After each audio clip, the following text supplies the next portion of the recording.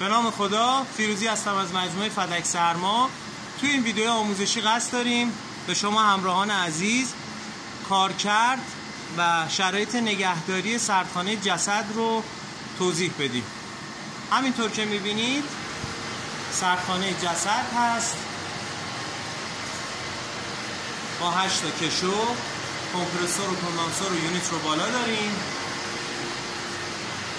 تابلو برق رو داریم که برای 2 قسمت طراحی شده. همونطور که میبینید مثل تابلو برق‌های سردخانه‌های بالا سفریمون مدار رو داریم. دیفراست رو به این شرایط قبلی نداریم که بعدا بهتون توضیح میدم. یک سری مشترکات بین هر دوتا. خیلی سوال میکنن شرایط نگهداری جسد به چه شکل هست. ببینید دما بین 0 تا 5 درجه باید تنظیم بشه. خب که اینجا دوستان ما رو 4 درجه ست کردنش. کلید چنج اوور هست، برای حتما دقت داشته باشین. برای نگهداری جسد حتما باید سیستم برق ما به برق اضطراری وصل باشه که اگه زمانی برق شهر رفت از برق اضطراری بتونن استفاده بکنن.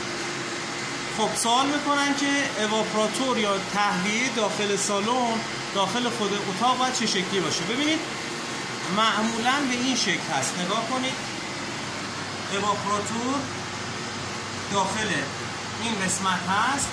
اینا کشوها هستن. اواپراتورمون، اکسپنشنمون این داخله. این فضاها به همدیگه این 4 طرف راه داره. حالا بدونید اجساد کرونا هم اینجا بودن. این 4 تا دیگه قسمت هست.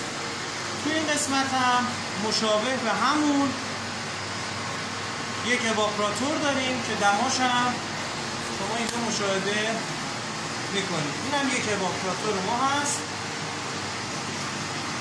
که داره کار میکنه و این فضا جدا هست از این فضا. پس دمای نگهداریمون دمای بین 0 تا مثبت 5 درجه هست برای نگهداری.